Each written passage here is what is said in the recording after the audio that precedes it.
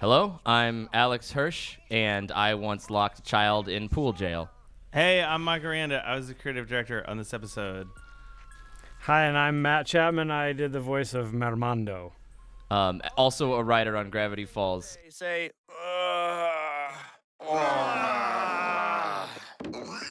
I'm gonna throw this pig out of the house.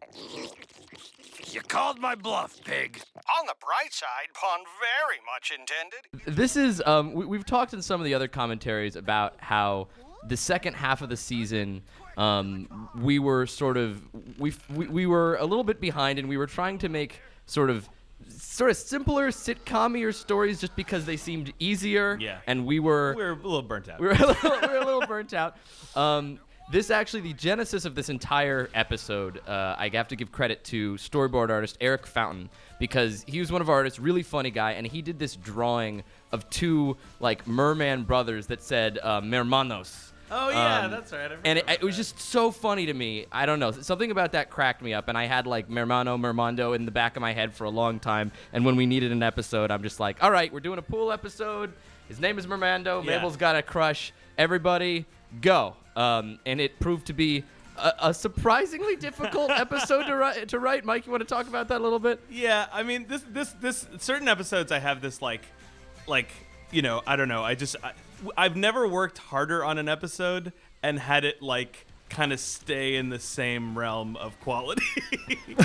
But no, it turned out well, but because we really pushed it in like the last half to make every joke as funny as we could be in sort of like right at the end, but sort of like we wanted it to be an A, and it was kind of hanging out in the B range, you know. If this I rewrote this whole opening, and you can tell when I've rewritten an opening because it involves a character saying, "Ah, the pool," or "Here we have the bottomless pit," or "Ah, Summerween." Like, I always do the same thing where I'm like, okay, we need to establish what the episode's about. A character's going to introduce it, have a little joke, and then we're going to continue. And I was like rewatching these. I was like, I really go to that well a lot. I noticed it. Yeah, I mean, I think what was difficult about this episode was, you know, we often try to have big adventure, and this is one, you know, our writer, she turned in a draft and had a lot of good jokes in it, but I think the thing we were bumping up against was there's not a lot of story in this episode. Yeah, I think that's the thing that got me about it, is it always felt really low stakes. Like, it was like, how can I care about this episode? So we kept trying to inject stuff like, oh, maybe Dipper's having a good time with Wendy, but it's not, you know, it's not about their relationship. It's just them being friends. Maybe that will help. We had to layer it on. It's like if you got a thin A story, you got to layer on B story, C story, D story. So we're like, We've got a thread with Dipper and Wendy. We've got a thread with Seuss and Gideon. We've got a thread with Seuss believing inflatable pool animals are alive. Yeah. Anything that we could do to kind of juice this up. Mermando was a particularly tricky character to find the tone on him, because he's such a broad kind of jokey concept that we're hinging this whole episode on, and Mabel sort of got a crush on him, and we have to care. And I think Matt really made this character somebody more lovable. Yeah. Oh, shush. I remember, I think we had to I came in to re-record his voice like 3 or maybe 4 times, I think, to try and figure it out. The first one was like way too deep, just like romantic, like deep, like, "Oh, Mabel, you are so forward." A little bit more strong bad. Well, no, a the little reason too why is disturbing. we showed it and it was like way gross. He's like, "Hello, Mabel," and it's like, is this a 50-year-old man? What's happening right now? Well, and that's why we added this. There's a joke in here where he says, "I am 12 years old." Yeah. We had to add that because, like, I do remember there was a little bit of pushback from some of the network being like, why do we have this adult man being this like 12-year-old boy? But like, your voice is like, there's this like a sensitivity to, like, he comes off as really sweet and likable. Yeah, totally. Oh, well, I'm glad. I always felt like you were like throwing me a bone. Like, I was like, they're gonna change this at the last second, and when it wasn't until it aired that I was like, wow, they really kept me in there. I kind of can't believe they kept me in there. Well, all your training paid off. Your like you know, the training montage you went through, you know, swimming in the ocean. Yeah, Matt did a lot of shirtless swimming in the ocean to get ready for this role. Hey, speaking of voice roles, who's the voice of Mr. Pool Check here? Who's this sassy customer? Hey, it's Michael Rianda, everyone's favorite. Kids are cheering at home right now. Yeah, finally. So you may not be able to tell this from his dulcet tones on this recording, but Mike is kind of a psychopath, and like nobody I know can scream louder than Mike. That's right. Baby. And so we were having trouble casting this character, and Mike would always pitch him, well, the way you hear him here, and finally was like, let's just get Mike to do it. Just scream. Well, and the tragic thing about this is the first person who did this voice was Will Forte, who is a hilarious comedic actor. He's a genius. 10 times funnier than me, but his voice was so high. He was like, I'm Mr. Pool Check, that it wasn't as scary as it needed to be. Well, and he also sounded a little bit, he's the voice of Cute Biker, and there's this scene totally. where you see the two of them in a row, and it was Yeah. I can't believe we're replacing Will Forte, genius comedian, with this idiot. with Mike over here. But no, Mike's hilarious, did a fantastic job. This read right here, let's all listen.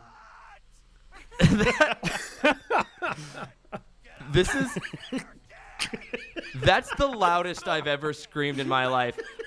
Like I still feel the scratch track we did of that. Get out of that! Like it was so insane.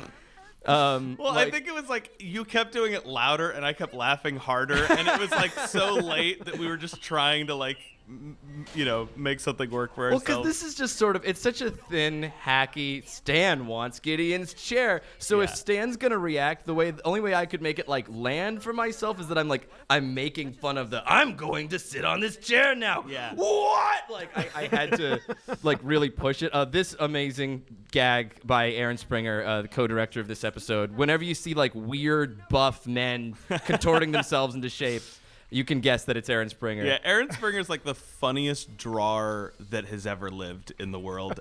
Like those storyboard panels for that section like make me laugh harder than like anything. They're really good. This joke, Mike, do you remember who came up with the kid in pool jail? I don't. Was that remember me? who Was came that up with the you? Kid who came in pool jail. This is one of those. I think it might have been like partially the board artist or something. Like the kid was in the background in like a board, and then we thought it was funny. That might have been Eric Fountain. I know Eric Fountain Fountain worked on it. Yeah, that seems like an Eric Fountain bit. That's one of those gags that was just something small on the board, and that people. I feel like that gag has outlasted this episode. Like out of all the things, people are still asking me like, what happened to that kid? Is he still trapped in that pool? That's what they were disappointed when he didn't come back in the 3-episode season, series finale. That they were like, wait, the pool jail kid didn't get his comeuppance at the end of the show? Yeah, he's got there's a kid with a pool jail kid tumbler. I did see somebody at a convention. I saw a photo. They dressed as pool jail kid. That is amazing. Built a PVC pipe jail that they were holding, and they were looking sad. I guarantee nobody got the reference, but we did. So we got it. We're like, thank you for justifying our hard work, you delightful child. Well, what's the song that plays at the end of the episode? Is that still the button at the end of the whole thing? Yeah, it is the button, and that was, I got to give credit. It'll be at the end of the episode, but that long crosses off with Pool Jail Kid in the jail through the seasons. That was all supported by Eric Fountain, hilarious artist, and I think we had something like Everybody Hurts or something in the scratch track. We had to get something royalty free, but we leaned into it. This whole sequence was boarded really well. Yeah, this is David Gemmell, and he posed out every part of this fall that's about to happen. David Gemmell. This fall too. I remember this fall took a long time to finally get all these things correct, the sounds for him. And in addition to giggling, I think I got a little too creepy when he was getting licked by all the deer. There were a few takes where it was like, Chapman, you got to dial that back. He's enjoying this way too much. That little line you slip in there, continue licking, that's one of my favorite lines in the entire thing. I think I tried to fit twice in there, which I think one of the several times boys maybe also says when he's kissing the tree. I was just trying to make any time someone's enjoying something that's a little creepy, they just say the word twice. David Gemmell did a lot of great boards on this episode. He's also sort of Wendy, fun-loving swimsuit Wendy was all boarded by Gemmell, and in his original board, I think She wasn't wearing a one piece, and the network had a major problem with Yeah. that. This line also, I gotta say, even though this episode wasn't our high stakes adventure, like this right here, Yes, burn the child. burn the child, always cracks me up. We were just deliriously laughing on the couch together like idiots while the editor was just like sighing deeply, wondering why he's like part of our sort of horrible fever dream. Nort. My people have been enslaved, Zeus. You must free us. The inflatable pool duck revolution is at hand. Pool's closing. Clear out, everyone. Oh, one thing about this episode, I think one thing that made it a little bit more successful is because like one thing about Alex is that he's got like I was kind of like, you know what? Let's just leave this episode for dead. And Alex is like, no, we have to save it. So he was like, I remember like way late in the process, we were trying to figure out a way to give it just a tiny bit more stakes, and we came up with this idea that it was Mabel's first kiss, and then it made the episode a little bit more effective because you kind of cared a little bit. You're like, oh, she's sad. She's never had her first kiss before. Maybe this could be it. So it gave you something to root for throughout the episode. Whereas before it was just sort of like it was stakesless. It was another crush of the week. We had to Yeah. differentiate it from the crushes that had come before. Yeah. And that's sort of like one of my kind of theories. Like anyone feel free to steal this because it's pretty easy. Like one of my theories about how you make a piece of entertainment feel like valuable, like feel like you enjoyed it, like your time wasn't wasted, is that just you learn either learn something new about these characters you've never learned before, even the smallest thing, even like, oh, here's this character's middle name, or they dye their hair, or just anything. You either learn something new about them, or something new happened to them that represents some even very small milestone for them. Yeah. Because even if your character arcs within the course of the episode, you want to feel like they took something away that next week they now have something that they took with them. So little things like that, like this is Mabel's first kiss, were kind of things that I would try to add to make a very kind of thin story feel like it had a little bit meat to it. This yelling, Matt, so good. That was amazing. We laughed so hard in the editing room when we were putting that together. We had you do a lot of screaming, didn't we?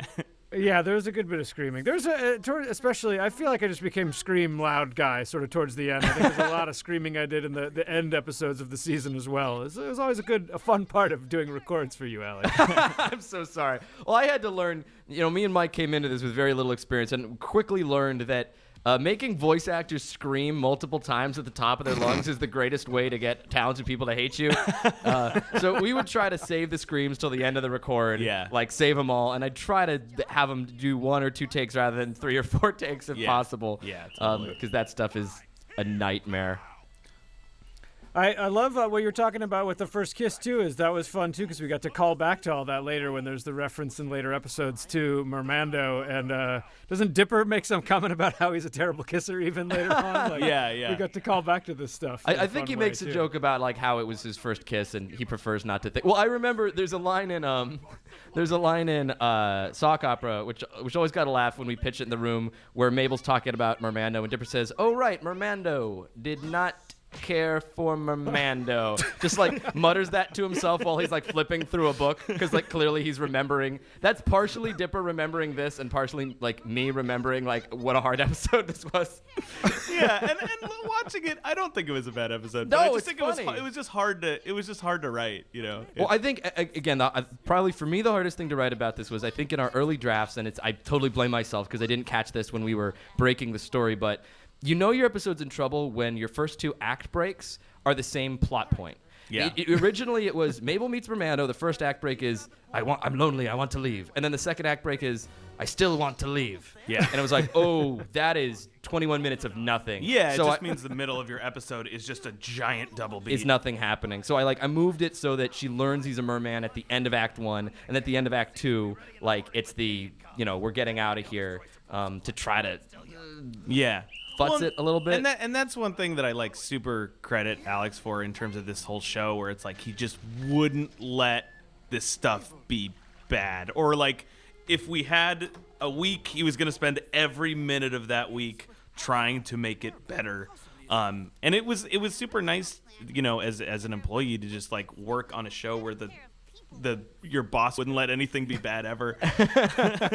Oh, and it was nice to have somebody like Mike who was like, yeah, I will spend this entire weekend adding like us working so hard to think of 3 extra fish jokes. For And the we sequence. got 'em, and baby. we did it. Maybe. Yeah, that one. You be the That's judge. like maybe my favorite is that like errant flap that he does, like when it's like total. That's just that fish thing. That like fish thing they do. They come on the deck and you think they're dead, And then flop. and then like you just poke them like, no, they have got 2 more flops left in them. That's the magic of, I think that's Eric Fountain's boarding plus your voice plus some design magic from Joe Pitt, who designed Mermando. I feel like this episode's legacy was just recently secured. Guillermo del Toro just won the Oscar for Shape of Water, and he retweeted a tweet somebody did saying, like, with a screenshot of this saying Shape of Water, Guillermo del Toro from Mermando, and he retweeted it. Go, Mabel, go! We can't all be saved. We're gonna get you home! Hand over the pool supplies and the name. We were really trying to figure out how we could make a chase work. We're like, I guess he's hucking water balloons, and Oh, that's some good 3D cart work. how do we by make a Rip. third act out of this thing? Yeah. I will say, as much as you guys are bagging on elements of this episode, that I'm teaching this animation class right now to 8th and 9th graders, and I was getting no respect from them. And then when I told them that I was the voice of Mermando, like I told them I wrote on Gravity Falls, I told them the episodes I'd done, and then they were just kind of like stone faced. And then I was like, I was the voice of Mermando, and they're like, you were the voice of Mermando. And so all of a sudden I got all this respect now. So. Did you do that you could do the voice for them whenever they're like, getting out of line. That that was a little too far. I did it, and they were all just like crickets. Like, there's no reaction. They're just like, wait, what was that? That's not what Mermando sounds like. Like it just didn't It's work. different coming Didn't work out at of a all. man. Yeah, a man with a beard in his 30s. Human 3-dimensional man. This entire concept of one of my favorite concepts in this episode is that, like, we're constantly focusing in these episodes, any episode of Gravity Falls, about setup and payoff. Yeah. Which is like, if a joke, if a joke can be something that rewards your attention from earlier, if the pieces can fit together, like, I was never super sold on this idea that I guess Dipper's a lifeguard this week. It's not something he's ever wanted to be, but the fact that he has to use his lifeguard skills to do reverse CPR on a merman, I was like, now it works. Like that was what was the grossest necessary. thing I think we ever put in any show. I mean, he's just doing reverse CPR on He's spewing water into a merman. another kid's mouth. It's disgusting. One man's disgusting is another man's greatest episode ever. This was our executive pointed out that he could have just thrown him in the water, and I had a choice between cutting the reverse CPR and adding that joke, and instead I just added the "Why didn't you throw me into the water?" Yeah. joke. That's always a good strategy. It's like, if there's something wrong with the show, if you point it out, the audience is like, okay, these people aren't stupid. They notice too. Sometimes they're forgiving, and this Yeah, was, it I think, in depends. this instance, It depends on how many times you go to that well. Yeah, if the Yeah. comedy is worth it, then people forgive it. Yeah. We never did come back to Mermando. We suggest that he's been married to an undersea, manatee. It's a manatee queen to prevent some yeah. sort of civil war.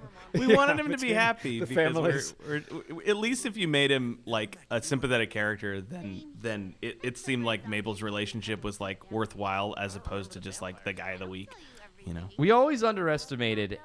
We'd have these characters who we'd think of in 5 minutes, and then we'd struggle with an episode that never quite felt like it was working, and we'd look at that character, and all we'd remember is the pain.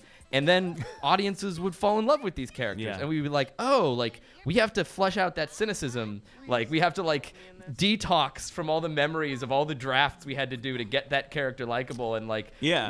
embrace the fact. Like, Pacifica was a character, me and Mike, just every time we wrote her, she was so unlikable. Yeah, and then yeah. audiences were like, no, we see something in that. And it was like season 2 was like, okay, let's try to make this character sweet. You know? And we would always make fun of these characters sometimes, be like, oh yeah, I'm sure everyone's gonna be clamoring for more Lee and Nate and Thompson, but like oddly kids like Lee and Nate and Thompson. No one was clamoring for more Mr. Polchek, to be fair. This gag where he eats the whistle might be the weirdest thing that happens in this series. Like, it's so outside of our normal style. Is that some Aaron Springer stuff there too as well, eating the whistle? I'm I not think sure. I think Fountain boarded that one as well. A lot of standout Okay. moments from Eric Fountain in this episode. That's a Matt Brawley drawing that you. Yeah. Do you have Matt? I'm curious. As the voice of Mermando, what is your headcanon for what happens to Mermando? Right now, like after he swims away. Yeah. What did you imagine? I felt like he made it to the ocean at some point, and then he got pulled onto like an oil rig accidentally, and then just started working for an oil company for Big Oil. They accepted him as one of their own. Just became a blue collar voter, like interested. Oh in no! oil Sadly, rig he's safety. he goes down and he's like at Deepwater Horizon or whatever. He's like under there, like fixing the oil leaks and stuff. Like he runs the webcam. You know that when there's oil spills, there's He's always got like a a GoPro attached to webcam on his an head. oil spill. What's that Mermando movie makes with sure the genetically engineered super sharks? Is it what, Deep Blue Sea? Oh yeah, it is Deep Blue. It's Sea. just that, but with Got a Mermando. big thumbs up.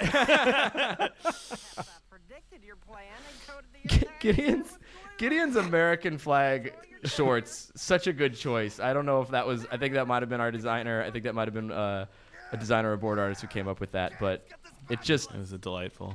makes him even more obnoxious. Yeah, and this beautiful end credits done by Eric. We should have added like Sarah McLachlan when you still love me playing or whatever.